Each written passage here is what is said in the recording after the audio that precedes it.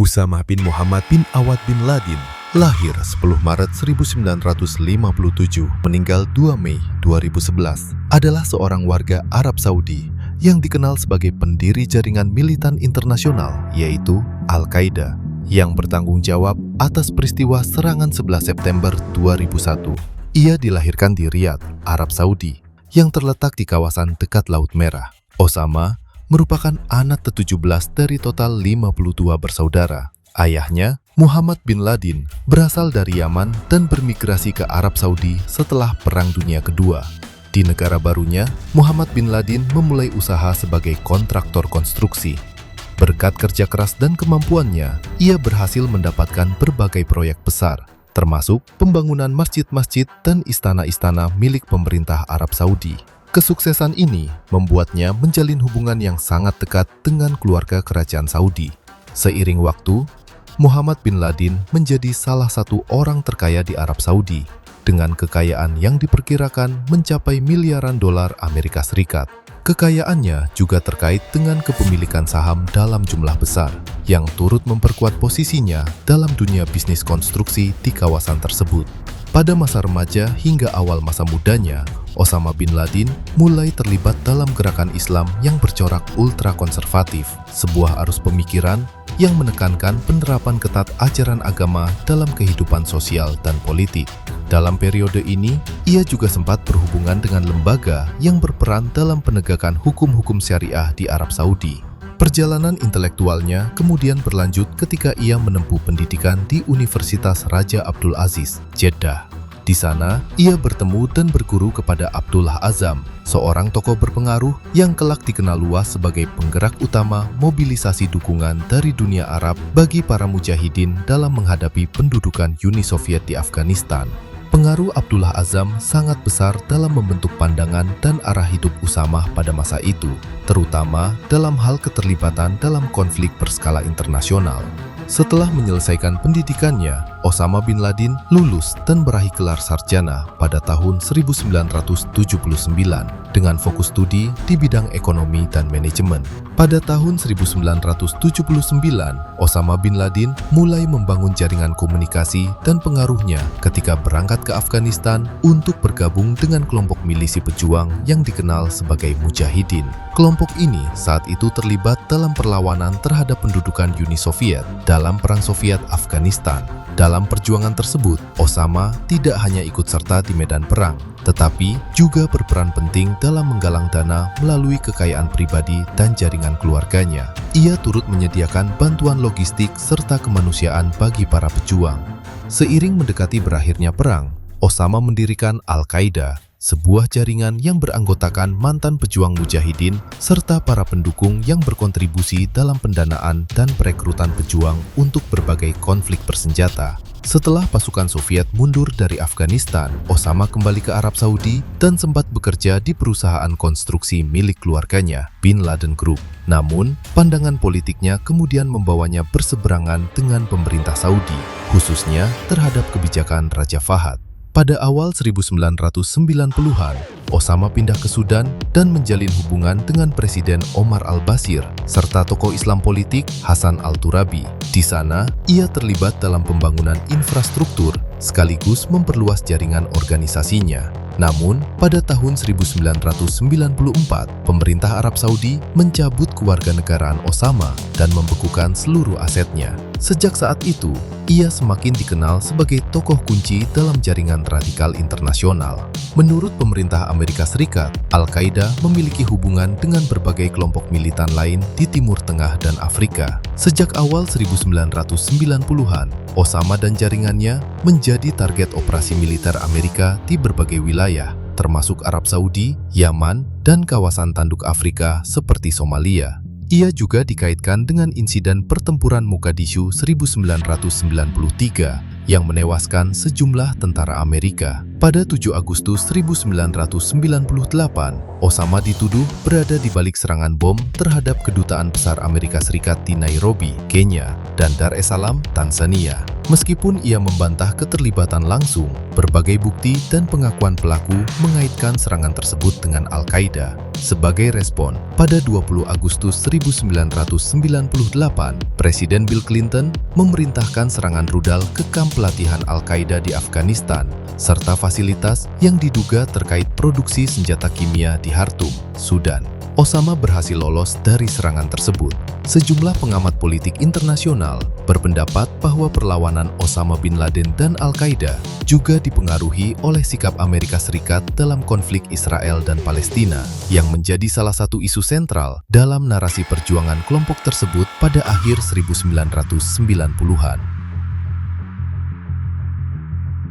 Pada 2 Mei 2011, Osama bin Laden tewas dalam sebuah operasi militer yang dilakukan oleh pasukan khusus Amerika Serikat di kota Abbottabad, Pakistan, yang selama ini menjadi lokasi persembunyiannya. Operasi tersebut merupakan bagian dari misi rahasia yang telah direncanakan selama bertahun-tahun untuk menangkap atau menewaskannya. Setelah operasi berlangsung, pihak militer Amerika Serikat melakukan uji DNA guna memastikan identitas jenazah tersebut, sehingga mengkonfirmasi bahwa orang yang tewas dalam serangan itu adalah Osama bin Laden.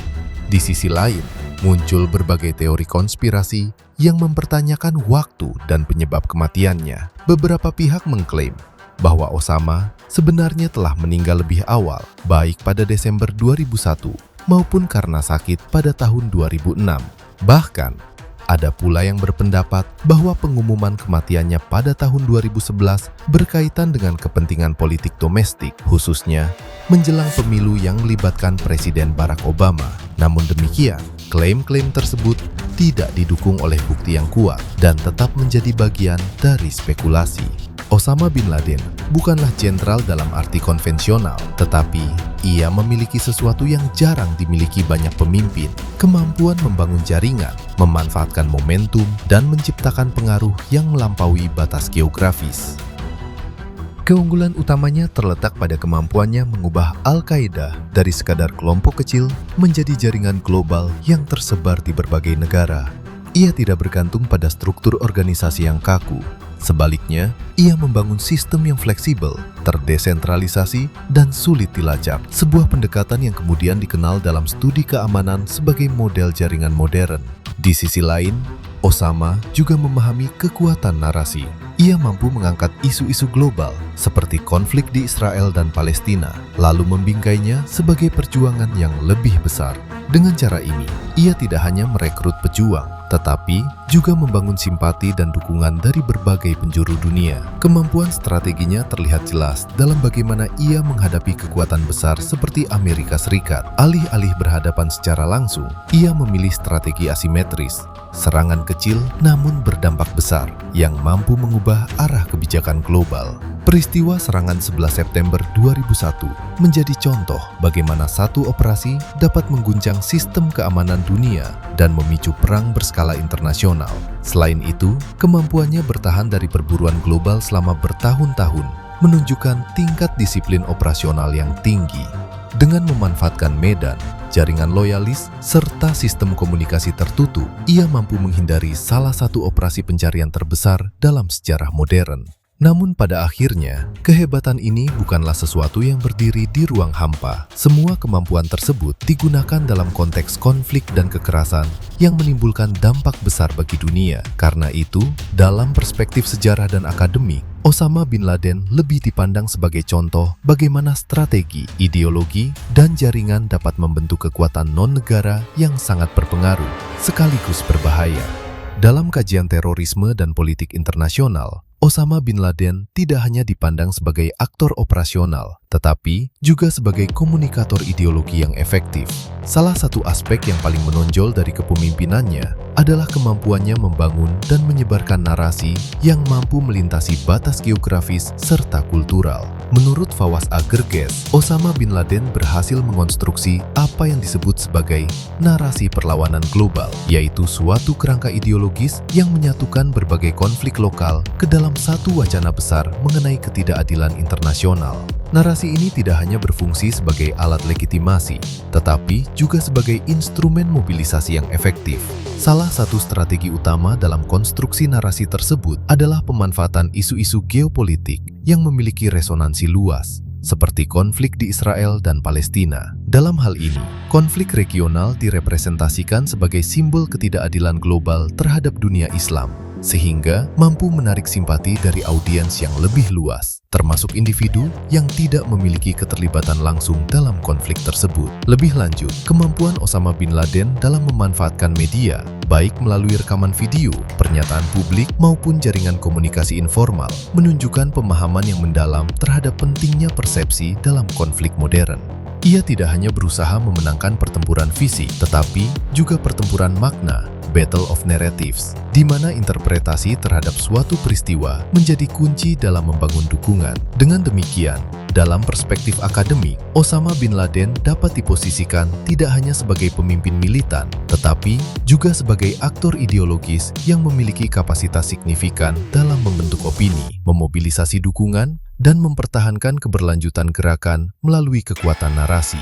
Peristiwa 11 September 2001 merupakan salah satu kejadian paling signifikan dalam sejarah kontemporer yang berdampak luas terhadap sistem keamanan global. Serangan ini secara umum diatribusikan kepada jaringan Al-Qaeda yang dipimpin oleh Osama bin Laden. Namun demikian, dalam literatur tertentu juga muncul berbagai narasi alternatif yang mempertanyakan apakah serangan tersebut sepenuhnya merupakan hasil tindakan kelompok teroris semata. Sejumlah argumen dalam literatur tersebut berangkat dari asumsi bahwa sistem keamanan Amerika Serikat yang kompleks dan berlapis seharusnya mampu mendeteksi serta mencegah serangan dengan skala demikian.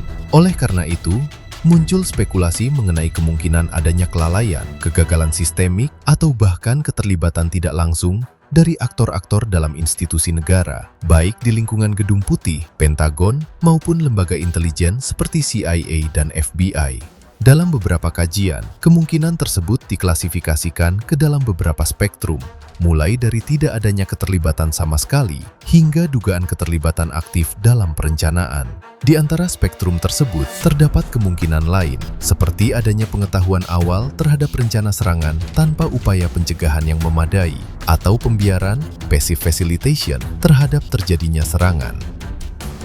Argumen yang mendukung narasi alternatif ini seringkali merujuk pada laporan adanya peringatan dari berbagai badan intelijen internasional, termasuk dari negara seperti Maroko, Mesir, Rusia, dan Filipina, yang diklaim telah memberikan informasi terkait potensi serangan kepada otoritas Amerika Serikat. Namun, menurut narasi tersebut, informasi ini tidak ditindaklanjuti secara optimal. Bahkan, dalam beberapa kasus disebutkan adanya pembatasan terhadap proses investigasi internal oleh lembaga seperti FBI. Selain itu, hubungan historis antara CIA dan Badan Intelijen Pakistan, Inter-Services Intelligence (ISI), juga sering dijadikan dasar analisis. Kerjasama kedua lembaga tersebut pada masa Perang Soviet Afghanistan, termasuk dalam mendukung kelompok mujahidin, dianggap sebagai faktor yang berkontribusi pada terbentuknya jaringan militan yang kemudian berkembang menjadi Al-Qaeda.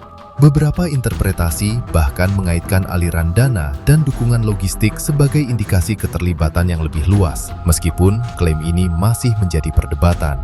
Dari sisi operasional, analisis juga menyoroti aspek respons militer terhadap pembajakan pesawat. Dalam prosedur standar, pesawat tempur seharusnya dapat dikerahkan dalam waktu relatif singkat setelah adanya indikasi pembajakan. Namun, dalam tragedi 11 September, terdapat jeda waktu antara laporan pembajakan dan terjadinya tabrakan pertama di World Trade Center, yang kemudian menimbulkan pertanyaan mengenai efektivitas respons pertahanan udara saat itu. Meskipun demikian, penting untuk ditekankan bahwa sebagian besar temuan resmi, termasuk laporan dari Commission, menyimpulkan bahwa serangan tersebut merupakan hasil dari kegagalan intelijen dan koordinasi antar lembaga, bukan akibat konspirasi internal. Dengan demikian, narasi alternatif mengenai keterlibatan pejabat Amerika Serikat tetap berada dalam ranah kontroversial dan belum didukung oleh bukti empiris yang kuat dalam konsensus akademik arus utama. Dalam studi hubungan internasional, terorisme didefinisikan sebagai penggunaan kekerasan oleh aktor non-negara untuk mencapai tujuan politik tertentu melalui penciptaan rasa takut secara luas. Menurut Bruce Hoffman, terorisme modern tidak hanya berfokus pada dampak fisik, tetapi juga pada efek psikologis dan simbolis terhadap masyarakat. Kelompok seperti Al-Qaeda menggunakan strategi asimetris, yaitu menyerang target yang memiliki nilai simbolis tinggi untuk memaksimalkan dampak politik dan media. Narasi resmi mengenai serangan 11 September 2001 menyatakan bahwa serangan tersebut dirancang dan dilaksanakan oleh jaringan Al-Qaeda di bawah kepemimpinan Osama bin Laden. Kesimpulan ini didasarkan pada hasil investigasi komprehensif yang dilakukan oleh berbagai lembaga, termasuk 911 Commission. Temuan investigasi menunjukkan bahwa para pelaku telah melalui proses persiapan yang panjang dan sistematis. Mereka menjalani pelatihan intensif, baik dalam aspek teknis seperti penerbangan maupun dalam hal koordinasi operasional. Selain itu, serangan dirancang secara terstruktur dengan tingkat koordinasi yang tinggi, melibatkan pembajakan beberapa pesawat secara simultan untuk mencapai dampak maksimal, baik secara fisik maupun psikologis. Lebih lanjut, kegagalan dalam mencegah serangan tersebut diidentifikasi sebagai akibat dari lemahnya koordinasi dan pertukaran informasi antar lembaga keamanan di Amerika Serikat, seperti antara CIA dan FBI. Fragmentasi informasi dan hambatan birokratis menyebabkan sejumlah peringatan dini tidak dapat diintegrasikan secara efektif menjadi langkah pencegahan yang konkret. Dengan demikian, dalam perspektif laporan AI resmi, peristiwa 11 September 2001 dipahami sebagai kombinasi antara perencanaan terorisme yang matang dan kegagalan sistemik dalam struktur keamanan nasional. Kesimpulan ini kemudian menjadi dasar bagi lahirnya berbagai kebijakan global, termasuk kampanye War on Terror yang dipimpin oleh Amerika Serikat.